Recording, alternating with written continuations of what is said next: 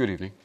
Reports are coming in that an unnamed celebrity has been rushed to hospital following a mystery trouser injury. Indeed, according to our researchers, the number of people who needed emergency help as a result of trouser injuries this year has reached a new high. Government figures have shown an increase of almost 16% to nearly 6,000 incidents. Victims include a 29-year-old woman who injured herself ironing her trousers while she was still wearing them. For crying out loud, this is ridiculous. How about this for a statistic? 1 in 8. This is the lifetime risk of dying in pregnancy for women who live in the poorest countries of the world. 500,000 women, 500,000 women every 12 months die giving birth, leaving 1 million orphans every year. It's become traditional even that women say goodbye to their families when they go into labour, knowing they might never see them again. Just have a look at this.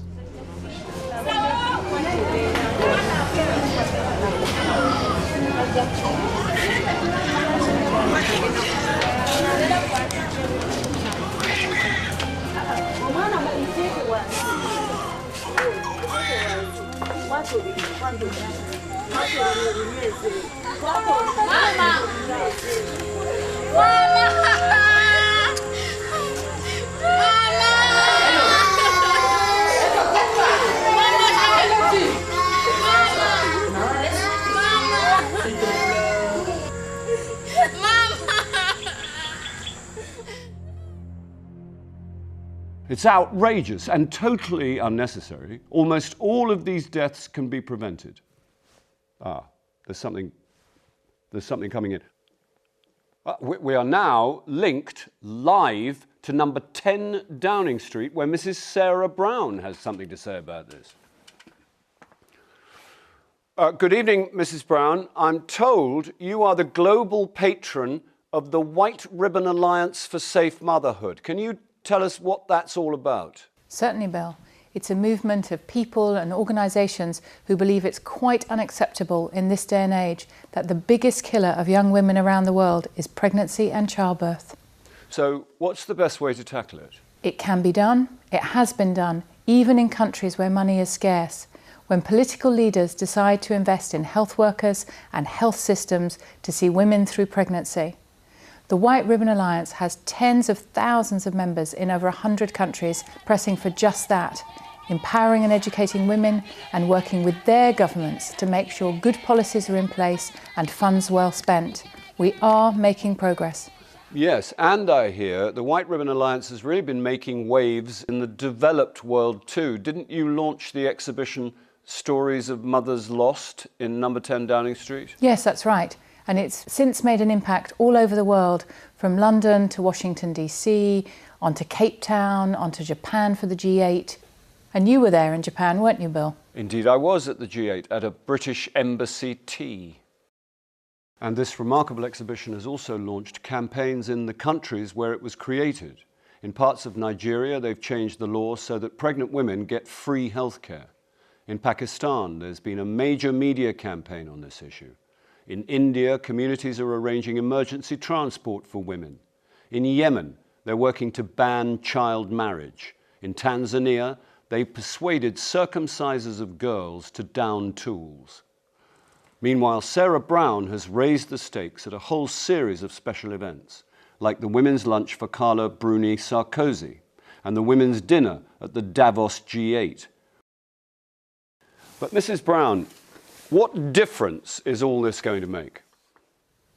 Well, big high-profile events such as these raise awareness for politicians and the public alike. Many people simply don't know that a pregnant woman dies every minute.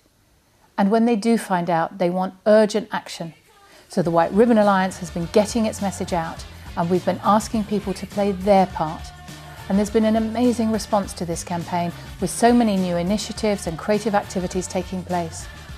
These events have ranged from Naomi Campbell's Fashion for Relief show in London to a letter to the global leaders signed by a whole host of prominent women. This is a truly global movement, isn't it? A massive coalition in over 100 countries. Yes, that's correct.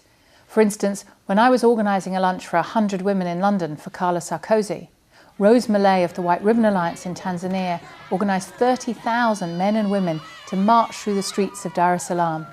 And President Kikwete, who was leader of the African Union then, spoke from the platform in favour of training many more midwives. And here we have Rose Malay herself speaking about the campaign. The White Ribbon Alliance has a mission to catalyse for action to stop these deaths.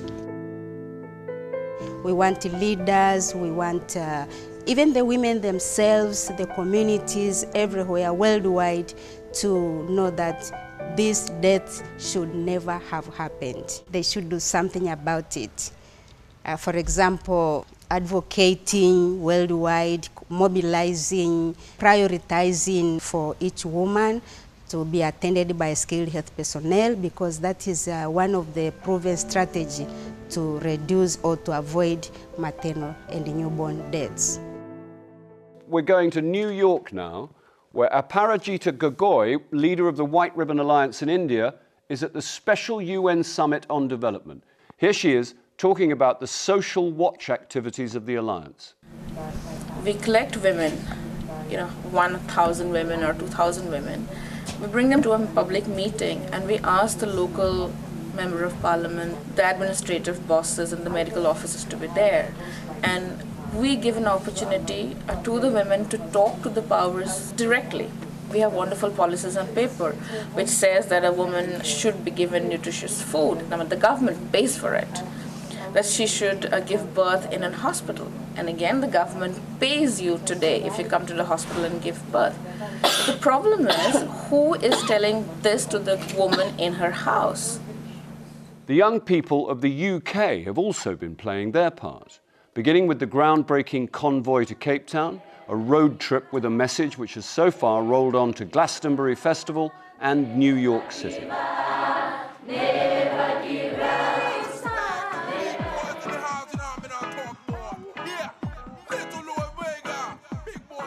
This year, for the first time, maternal health was on the agenda at the G8.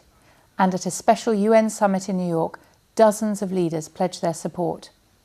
A special task force has been asked to report at the 2009 G8 to establish a fund for improving health systems where they're most needed.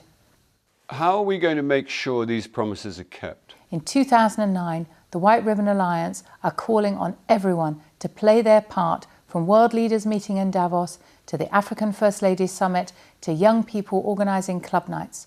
Women and men all over the world are speaking out, raising funds and organising events. So what about you, Bill? How are you going to play your part? Blimey, that's a bit rich. I've made this film, haven't I? Talk, talk, talk. Hey, yap, yap, yap. Hey, hey. Talk, talk, talk. Any, everywhere you go, we stop. No one's taking time to listen.